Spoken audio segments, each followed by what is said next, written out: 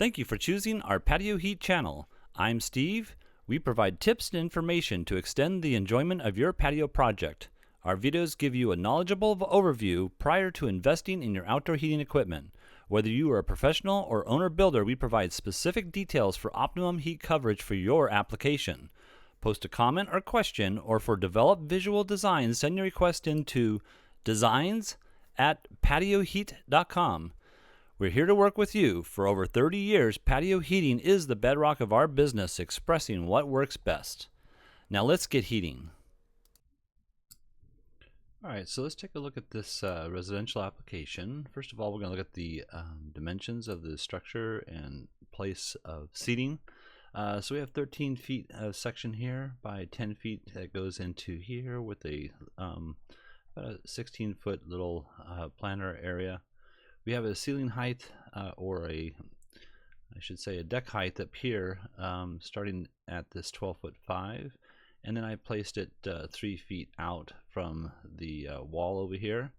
And over here you can see we have a section of 15 feet by 8 feet, and then I have this height here of the just so you can see the window height of 10 feet off the finished floor.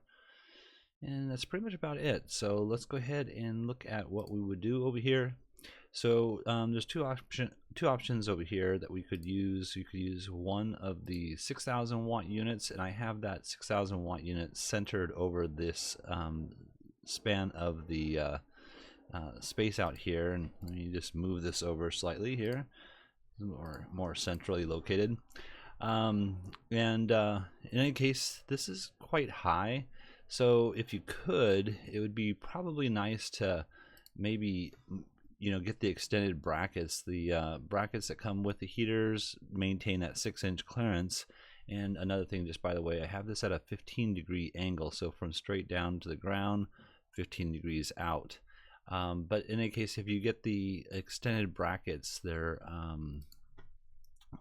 6 inches longer. And so you can move the heater down 6 inches using the standard CD 6024 unit with the longer brackets. It just make it a little bit nicer if that is something you can do.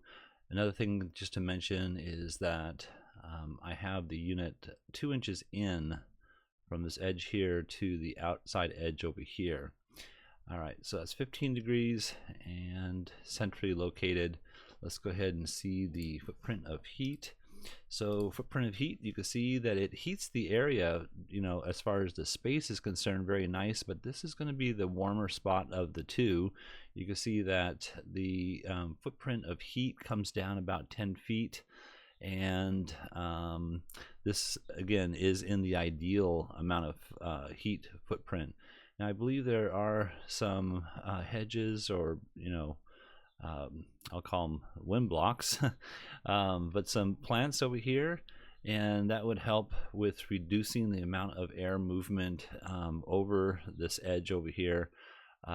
So this would be okay. Actually, it would be pretty good, I should say, if you could move it down like I have it here. If you could go an additional, maybe even 12 more inches by making your own custom bracket. So that would be a total of 1.5 foot further down than the ceiling height up here. Then you can see that that footprint of heat would be more ideal. So let's go ahead and just turn that off right now and look at possibly a different option, which would be to use 2 of the CD 5224 units. Now these are 4 feet long, and what you can see here is you're getting a nice overcrossing ray. So this overcrossing ray is going to continue, all the way out. And also, just by, just so you know that I have this at the same 15 degrees, as well as 2 inches in from the outer edge.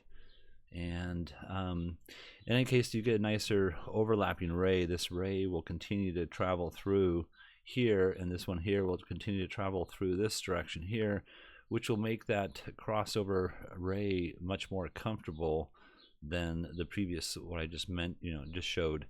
And let's go ahead and just look at the distance I have from center to center. I think it's about 4 or maybe 6 feet. I don't remember here. Yeah, 6 feet here.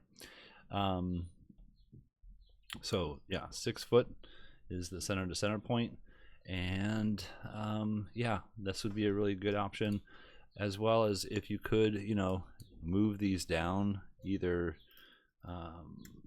move them down that additional 6 inches by getting the extended bracket here, and or move it down a total of 12 inches, where you'd have to customize your own bracket. So, and when I say customize your own bracket, it'd be something like where you take this bracket here and you would, let me go ahead and pop this one up.